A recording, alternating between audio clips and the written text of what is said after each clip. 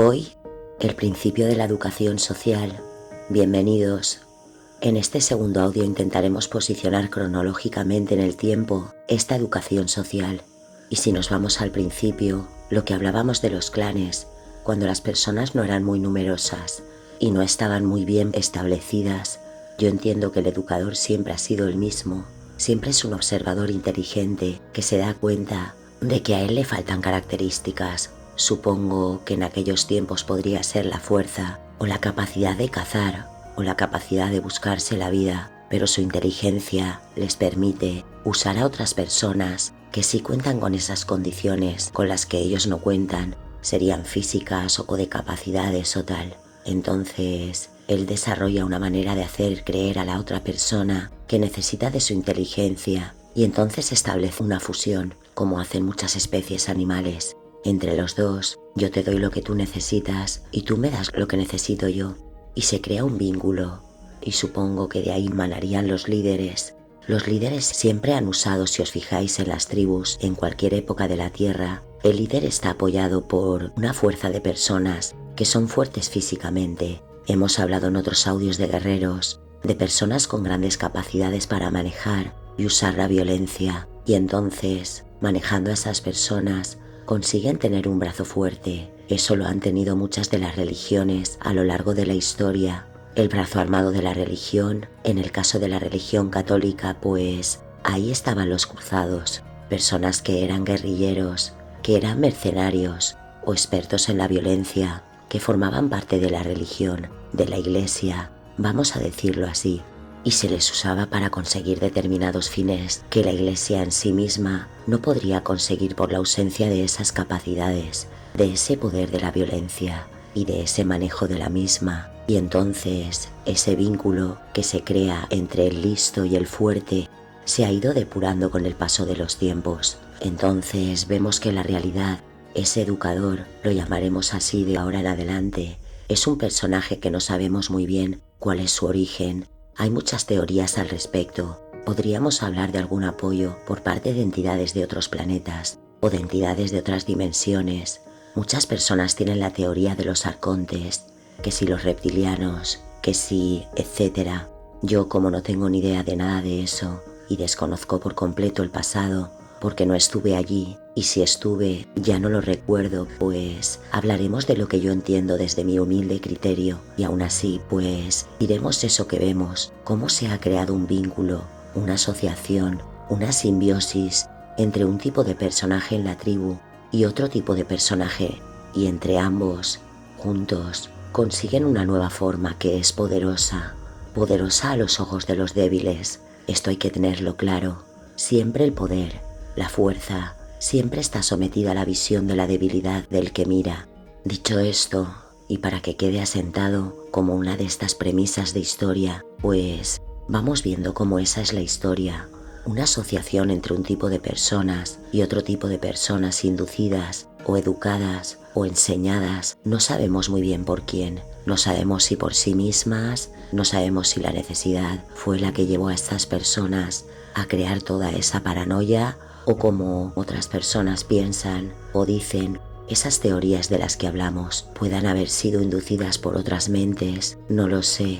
El caso, como decimos, vamos a centrarnos en lo que sí sabemos, en lo que vemos, en lo que se puede observar desde el ojo, desde el observador, sin paranoias animadas de ayer y de hoy, porque no nos vamos a meter en jaris innecesarios. Entonces, esta vinculación crea una nueva forma de manejo de la sociedad, de manejo del grupo. Y como decíamos en el audio primero de la educación social, de ahí nacen momentos históricos en la sociedad, envuelta en determinadas circunstancias y formas, y dependiendo de esas circunstancias en las que se desarrolla el sistema social, en cada momento pues la forma de educar va cambiando, va evolucionando, igual que evolucionan las herramientas, el tipo de casas y cómo asfaltamos las calles. Todo va evolucionando.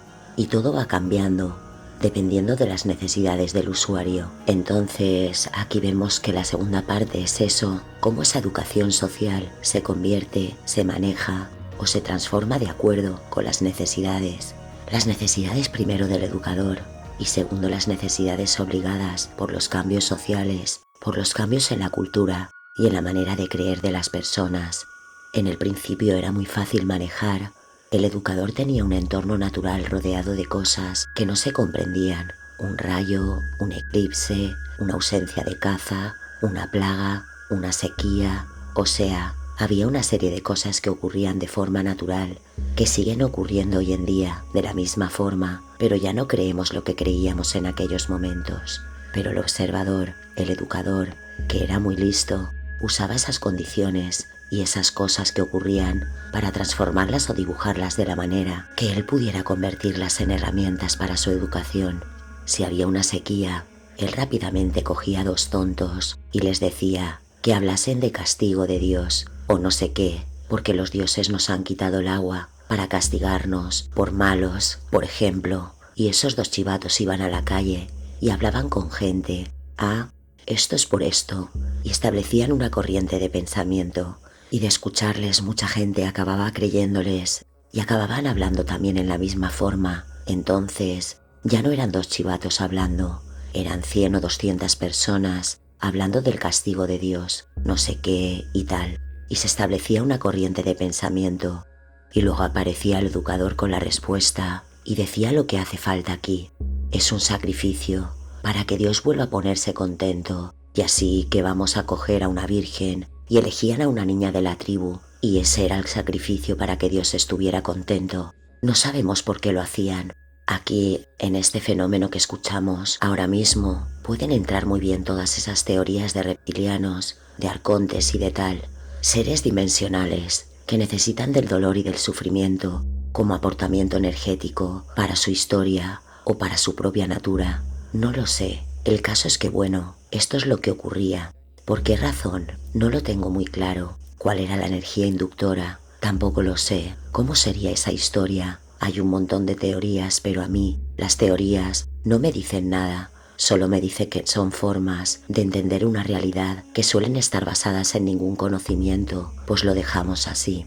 Simplemente, como podemos ver, en aquel tiempo, el entorno natural, las condiciones climatológicas, etc., se podían usar.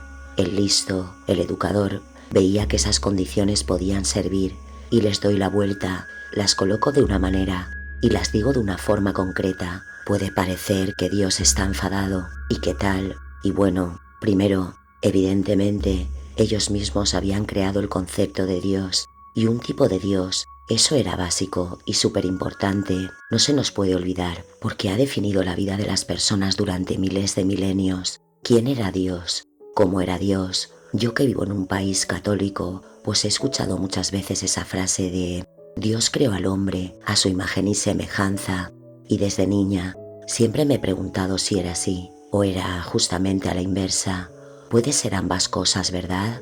Que Dios realmente haya creado al hombre a su imagen y semejanza, cosa con la que estoy completamente de acuerdo, pero también estoy de acuerdo con la frase inversa. El hombre creó a Dios a su imagen y semejanza. Esa me parece mucho más evidente, mucho más clara y mucho más contundente, porque eso es real. La mayoría de los dioses que viven en este planeta se parecen muchísimo a nosotros, pero muchísimo, tanto que sorprende. Por eso Dios en la religión católica, por ejemplo, te hablan del amor de Dios, porque Dios es amor, y luego te dicen la ira de Dios, la venganza de Dios, la cólera de Dios. Si tú tienes un concepto por primario que sea de lo que es el amor, juntar amor y cólera es un poco, no voy a decir contradictorio, pero sí paradójico. Es un poco extraño que el amor esté envuelto en cólera, que el amor esté envuelto en la venganza, que el amor esté envuelto en la ira. Es extraño. Entonces, partiendo de este hecho, ya vemos cómo es muy fácil pensar que el hombre ha creado a sus dioses a su imagen y semejanza, y siempre envueltos y construidos en base a sus propias necesidades. Dios es un concepto muy importante porque habla, describe o construye la vida eterna, la vida después de la muerte. Esto era muy importante para manejar a los guerreros. Hablo de los guerreros de verdad, de los guerreros con mayúsculas, de esa gente que no tenía miedo a nada, que no tenía miedo a morir, ni a nadie. A esas personas la manera de manejarles siempre era después de morirte. es que después de morirte todavía te podemos juzgar, todavía puedes sufrir, todavía puedes ser castigado. Ya sabemos que la muerte no te importa, pero ¿te importa la eternidad? De ahí apareció la construcción y la creación de los infiernos, de los purgatorios, los pecados y las culpas, etcétera. Que todos esos criterios, fíjate tú, que tienen que ver o cómo se pueden relacionar ni siquiera remotamente con amor. ¿Me entiendes lo que digo? Amor, el Padre, la Madre Amor, constructor de infiernos. Paradójico, ¿verdad?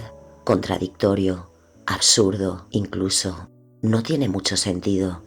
Aquí vemos cómo se va construyendo una manera de pensar, una manera de entender, una manera de creer. Este es el principio de esa educación y, como veremos en audios siguientes, esto lleva o trae o impone unas consecuencias: acción, reacción, repercusión. Entonces, todas estas acciones del educador están bien pensadas para provocar unas reacciones que impliquen una manera, y esa manera, yo como listo que soy, la puedo conducir, es más, la puedo utilizar siempre para mi conveniencia, siempre para mi comodidad, siempre para mí, como egoísta que soy. Este es el tema de este segundo audio, y hablaremos más de esta educación.